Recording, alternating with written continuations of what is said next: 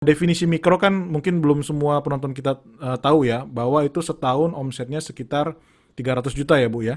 Kalau ultra mikro tadi di bawah berapa 100, Bu? 100 Pak. Oh malah di bawah 100 juta ya. Ya, Artinya transaksi harian mungkin sekitar 200 ribu, 300 ribu begitu ya. betul Pak. Ya, Oke. Dan itu jumlahnya 94% dari total yang sudah bergabung di Tokopedia. betul. Tapi mungkin saya koreksi sedikit, karena Ya. studinya dilakukan tahun lalu, berarti Mhm. 94% dari tahun lalu tuh penjual di Tokopedia sekitar 6,5 juta kali ya. Jadi data sekitar bulan Oktober tahun lalu, Ya. itu yang kami rilis bersama LPM UI, Ya. 94% dari jumlah penjual di Tokopedia tahun lalu.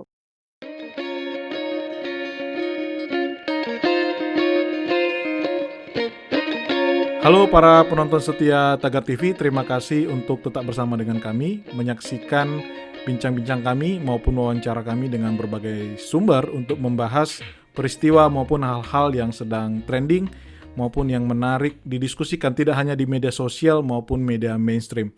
Nah kali ini topik kita akan berbicara seputar bagaimana di tengah pandemi ini usaha mikro yang memperoleh hantaman keras itu bisa bertahan. Seperti kita ketahui di akhir Agustus kemarin sempat ada pernyataan dari Menteri Koperasi dan UKM Pak Teten Mas Duki yang mengatakan bahwa situasi itu berbanding terbalik dibanding tahun 98 yang mana pada waktu itu UMKM justru menjadi penyelamat ekonomi nasional. Nah, menurut Pak Teten itu ada UMKM yang ternyata bisa bertahan di tengah pandemi ini, yaitu UMKM yang terhubung dengan marketplace digital dan yang berhasil melakukan inovasi produk. Namun sayangnya ternyata hingga saat ini data terakhir yang diperoleh dari Kementerian Koperasi dan UMKM atau UKM itu baru 8 juta dari pelaku UMKM yang terhubung ke marketplace digital atau baru sekitar 13% dari porsi keseluruhan di mana di tahun 2018 itu datanya ada sekitar 64 juta usaha kecil, usaha mikro, kecil, dan menengah. Nah, kali ini kami sangat beruntung bisa berdiskusi dengan salah satu perusahaan e-commerce terbesar di Indonesia, marketplace digital, yaitu Tokopedia, dan kami berhasil mengundang VP Corporate Communication Tokopedia, Bu Nuraini Rajak. Halo Bu Aini, apa kabar Bu? Halo, baik Bang Yosi, apa kabar? Terima kasih Bu sudah bersedia untuk diskusi bersama dengan Tagar. Iya, sama-sama. Senang bisa diskusi sama Tagar. Ya Bu, kita bicara tentang ini Bu, diawali dengan program-program Bu, karena seperti kita ketahui di beberapa media juga Pak William, CEO dari Tokopedia mengatakan bahwa Tokopedia itu berencana untuk lebih banyak menggait UMKM Bu. Nah, bisa dijelaskan nggak apa tujuan dan bagaimana program tersebut berjalan hingga saat ini? Betul. Oke, kalau saat ini di Tokopedia sendiri sudah ada hampir 9 juta ya. Jadi data per 31 Agustus kemarin sekitar 8,9 juta penjual. Itu sebetulnya kalau di Tokopedia sendiri hampir 100%-nya UMKM, Mas. Bang, sorry.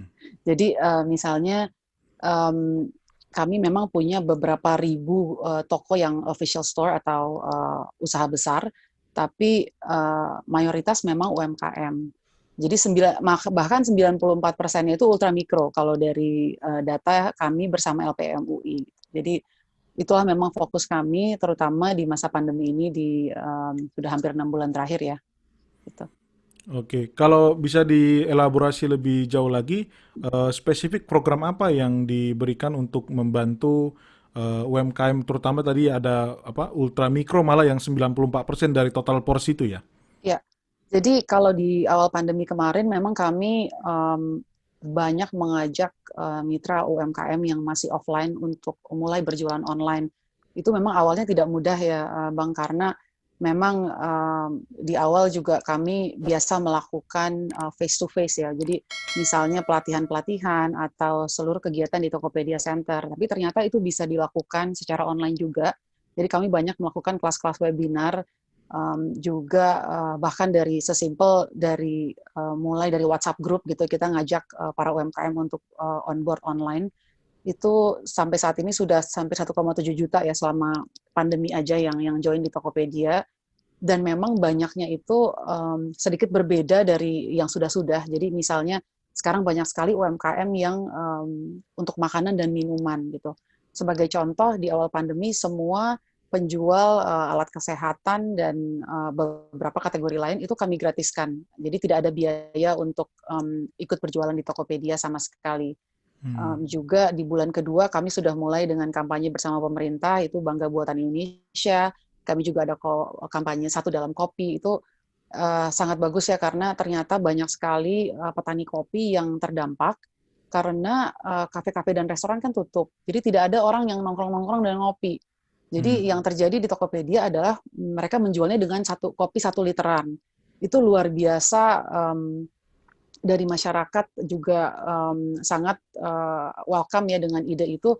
Contohnya saya sendiri misalnya beli kopi 1 liter, itu saya minum untuk seharian bersama anggota keluarga lain di rumah, karena kita kan nggak bisa keluar. Jadi itu, lalu ada juga kemarin waktu bulan Ramadan misalnya, banyak sekali UMKM itu yang sudah produksi banyak baju muslim, karena biasanya kan orang selama bulan Ramadan tuh ada baju lebaran, ada baju buka puasa. Nah, itu memang tidak terlalu laku. Tapi kemarin di bulan puasa kita bikin juga kampanye dan ternyata itu lumayan menjadi harapan bagi para UMKM yang di bidang tekstil. Jadi banyak sekali sih Bang sebetulnya yang dilakukan Tokopedia. Kemarin juga kami banyak misalnya, tapi terus terang ini memang kalau tadi dibilang belum banyak yang online, memang karena terjadi sedikit perubahan gitu ya. Kalau di Tokopedia kita melihatnya tadinya mungkin produk yang paling laku itu misalnya fashion, sepatu dan tas. Tapi ternyata di masa pandemi ini banyak UMKM kita tuh yang malah pivot gitu. Jadi mereka, oh ya udah deh, jadi kita produksinya baju rumah dan baju piyama. Jadi itu malah jadi jauh lebih laku. Jadi contohnya juga misalnya ada party planner kita yang tadinya di Tokopedia tidak berjualan barang jadi, tapi jasa, jadinya bertukar sekarang berjualan face shield untuk konsumsi rumah tangga ya, bukan untuk medis. Jadi itu juga ternyata penjualannya jauh lebih besar daripada ketika dia menjadi party planner. Jadi memang banyak terjadinya pivot-pivot yang ide-ide cemerlang dari para pebisnis yang dari offline ke online sih. Gitu. Oke, tadi berarti angka 8,9 juta yang sudah bergabung ke Tokopedia, itu data terakhir setelah masa PSBB itu Tadi ya, Bu? malam itu saya ngeceknya. Oh, Saya ngeceknya terakhir tadi malam, sudah ya? jadi Oke. 31 Agustus. Jadi kalau dilihat 2 bulan lalu itu masih sekitar 7,8 juta ya kalau nggak salah. Oh, Jadi berarti tiap bulan kenaikannya signifikan selama pandemi ini signifikan, malah ya? hampir 2 juta, 1,7 juta jadi kenaikannya selama pandemi ini. Oh, jadi selain tadi yang ada pivot tadi, ada peralihan ke Hmm. sedikit bisnis yang berbeda dengan toko yang sama atau seller yang sama, sekarang malah penambahan lagi yang baru gitu ya? Betul, banyak Berarti, sekali pebisnis hmm, yang baru yang misalnya tadinya malah sampai ada kita kategori yang misalnya Bang, jadi banyak banget acara offline misalnya acara kayak Semasa. Semasa itu semacam kayak pameran kecil dari UMKM-UMKM kecil. Tadinya itu biasanya dilakukan secara offline. Nah, Semasanya itu pun sekarang sudah on board di Tokopedia. Atau misalnya Jakarta Sneakers Day, itu juga penjual-penjual sepatu, tas, baju yang tadinya offline itu sekarang berjualan di Tokopedia. Jadi event-event yang tadinya terjadi offline pun sudah bisa terjadi secara online sekarang gitu. Jadi itu banyak sekali jadinya memang pedagang-pedagang baru di Tokopedia. oke. Bu Aini, sedikit mungkin kita perlu elaborasi lagi tentang ultramikro tadi, karena data yang kami terima di Kementerian Koperasi dan UMKM terakhir 2018 sih ya, itu kan total UMKM 64 juta dan mikro itu 63 juta atau 98,7%. Kalau definisi mikro kan mungkin belum semua penonton kita tahu ya, bahwa itu setahun omsetnya sekitar 300 juta ya Bu ya. Kalau ultra mikro tadi di bawah berapa 100, Bu? 100 Pak. Oh, malah di bawah 100 juta ya. Ya, Artinya transaksi harian mungkin sekitar 200 ribu, 300 ribu begitu ya. betul Pak. Ya, Oke. Dan itu jumlahnya 94% dari total yang sudah bergabung di Tokopedia. betul. Tapi mungkin saya koreksi sedikit karena Ya. studinya dilakukan tahun lalu, berarti Hmm. 94% dari tahun lalu tuh penjual di Tokopedia sekitar 7 juta, 6,5 juta kali ya. Jadi data sekitar bulan Oktober tahun lalu Ya. itu yang kami rilis bersama LPM UI, Ya. 94% dari jumlah penjual di Tokopedia tahun lalu. Kebetulan yang untuk tahun ini kami sedang melakukan studinya, mungkin sebentar lagi juga bisa keluar dan di-share jumlah angka ultramikronya. Jadi kenaikan yang 2 juta tadi, mungkin Ibu belum belum melihat secara detail ya, tapi secara estimasi itu justru besar di ultramikro juga? Atau di Uh, mikro atau di kecil? saya belum punya datanya pasti, tapi Hmm. saya punya rasa kecenderungan ke situ karena memang yang banyak sekali on board itu makanan dan minuman. Gitu, Oke. salah satu yang banyak sekali mulai berjualan di Tokopedia. Gitu. Which is itu kan bisa dikerjakan kayak pada waktu kita work from home gitu ya Bu ya? Betul, Atau mungkin ada ibu-ibu komunitas yang bisa melakukan itu di rumah tangga gitu ya, karena harus ada PSBB kemarin itu ya. betul. Oke Bu, gini, jadi kalau kita pelajari dari eh, kategori seller Bu yang ada di Tokopedia, itu kan ada tiga kategori ya kalau kita lihat di website. Mungkin bisa nanti di apa namanya dikonfirmasi. Itu kan ada regular merchant, power merchant, sama official store ya Bu ya. Betul, Pak. Jadi kalau di Tokopedia kita selalu mengumpamakannya seperti kita berjualan offline juga. Jadi Hmm. misalnya saya berjualan, mulai berjualan kerupuk. Jadi mungkin kalau di rumah saya belum punya terlalu banyak modal, saya mulai berjualan dari dapur saya sendiri, Hmm. itu kita bisa berjualan mungkin di regular merchant. Jadi itu tidak ada biayanya sama sekali, jadi gratis. Ya. Di regular merchant nanti kalau saya merasa oh ternyata omset saya sudah meningkat, mungkin 1 bulan saya udah berjualan sekitar 5 juta rupiah, mungkin saya bisa kali ya sharing nyawa ruko sama teman saya atau punya toko. Itu kira-kira power merchant karena kami ada biaya sedikit beberapa persen untuk biaya berjualan di Tokopedia. Ya. Atau nanti misalnya saya sudah menjadi distributor untuk Jabodetabek misalnya, saya ingin sudah lebih serius dalam melakukan bisnis, saya mungkin naik kelas sedikit seperti di mall. Jadi mungkin kalau di mall ada biaya listrik, ada biaya sewa tempat, ini kira-kira perumpamaannya sama seperti itu. Jadi di official store juga kita punya etalase yang lebih baik, juga tempatnya juga sedikit spesial, jadi kira-kira seperti itu. Oke. Nah dari porsi sendiri, berarti kemungkinan banyak di regular merchant ya saat ini ya Bu ya, atau power merchant? Kalau saya nggak ada data tepatnya, tapi pastinya yang paling besar sih di regular merchant. Lalu kami Hmm. ada sedikit di official store itu untuk distributor resmi yang besar-besar. Dan tapi ada banyak juga sih pedagang yang sudah ingin naik kelas ke power merchant kalau sudah lebih serius ingin berjualan. Gitu. Oke. Nah ini Bu, kita kan menerima informasi juga dari beberapa seller, di mana mereka mengatakan ya mereka mungkin perseorangan gitulah Bu ya, bukan bukan perusahaan gitu ya. Kalau melihat fasilitas yang kalau kita lihat di website dari Tokopedia, itu kan official store itu lumayan ya Bu ya, fitur-fitur khususnya kan, seperti ada bebas ongkir atau gratis gitu kan, ada sistem pengaturan diskon toko, asuransi barang gitu. Nah, kira-kira apakah mudah dari Power Merchant itu untuk bisa menjadi official store, Bu? Apa syarat-syaratnya, Bu? Kalau fitur seperti bebas ongkir sebetulnya tidak hanya official store, di power merchant juga sudah bisa.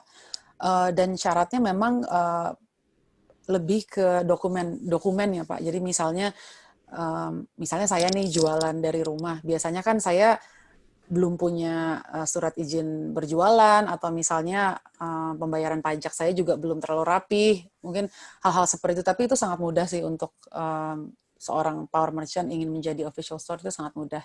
Jadi memang lebih banyak pilihan um, untuk memudahkan penjualan, tapi untuk bebas ongkir sama power merchant juga sudah bebas ongkir. Tapi yang bebas ongkir bisa ikut ya, Power Merchant. Bisa. Tapi dia kena ini, Bu ya, 2,5% setiap produk terjual ya. Iya, jadi Jadi akan motong margin dia juga sebenarnya ya.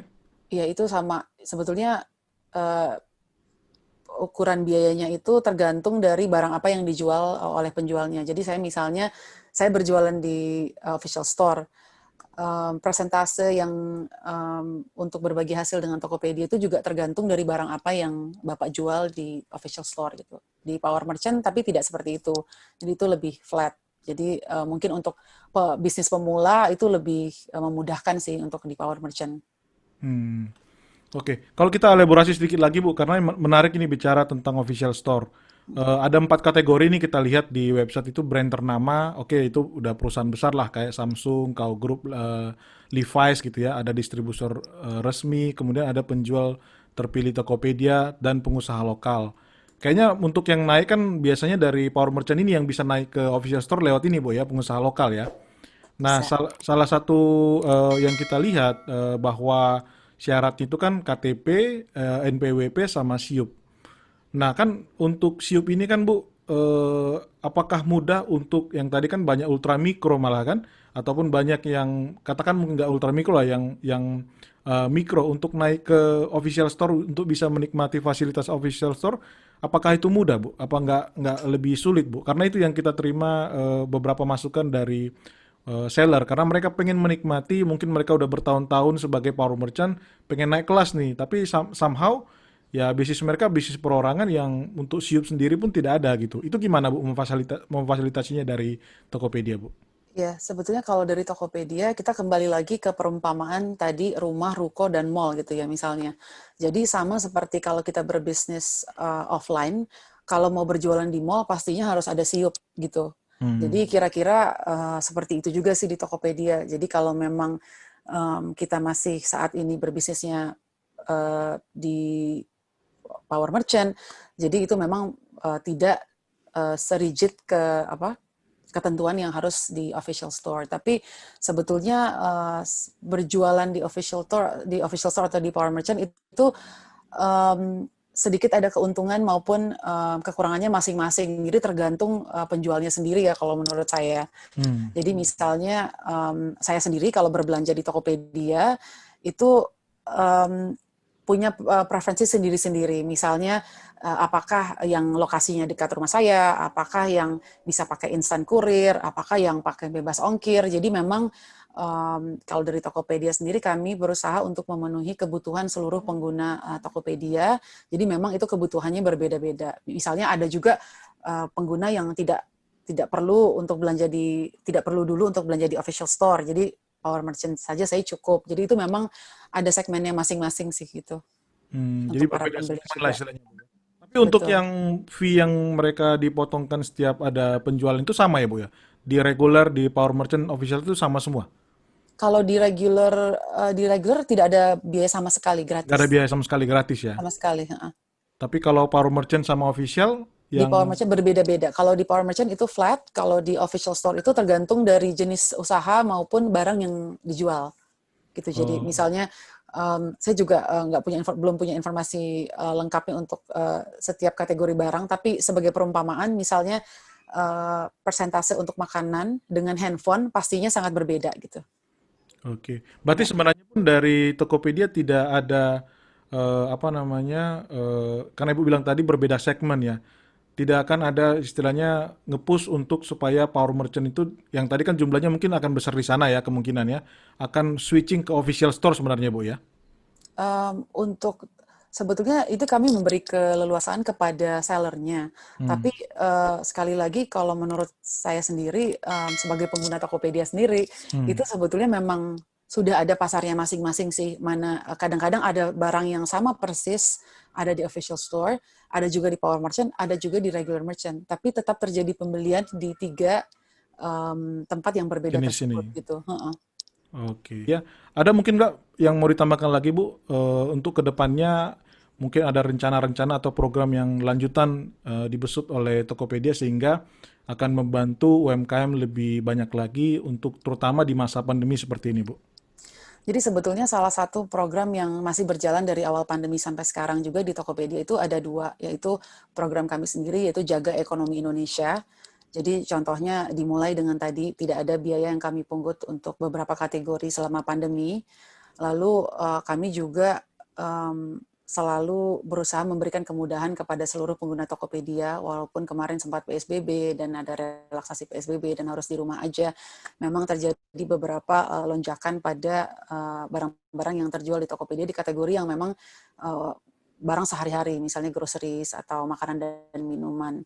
Lalu satu lagi yang kami juga sangat senang banget adalah si Bangga Buatan Indonesia ini. Jadi gerakan Bangga Buatan Indonesia ini kalau sekarang pengguna Tokopedia buka aplikasi Tokopedia itu terlihat sekali sekarang di mana barang yang memang buatan Indonesia gitu. Jadi kami sangat mendukung seluruh pengguna Tokopedia untuk inilah sama-sama bantu jaga ekonomi Indonesia dan belilah produk lokal gitu. Karena kan Tokopedia juga buatan lokal, kita juga pasti maunya dorong produk yang buatan lokal. Jadi saya sendiri sebagai pengguna senang sih kalau lagi browsing di Tokopedia gitu, oh ya ini buatan lokal, jadi kita udah mulai banyak sekali pakai barang lokal lagi gitu. Iya Bu, saya juga kebetulan sering juga sih berbelanja di Tokopedia, Oh jadi iya, saya terima juga salah kasih. satu pembeli. Oke Bu, pertanyaan berikutnya ini harus saya sampaikan Bu, karena kebetulan kita didiskusikan sebelumnya. Eh, Mengingat yang kemarin Bu, kasus sebelumnya tentang pencurian data pelanggan, mungkin ada update Bu, so far bagaimana proses hukumnya yang sudah terjadi, terutama dari pencuri data tersebut, apakah sudah diproses secara hukum Bu? Jadi sampai sekarang ini kami masih proses, jadi sebetulnya kami tidak boleh berkomentar dulu, tapi pastinya begitu ada informasi mengenai kelanjutan kasusnya, kami pasti langsung memberikan informasi kepada seluruh pengguna Tokopedia.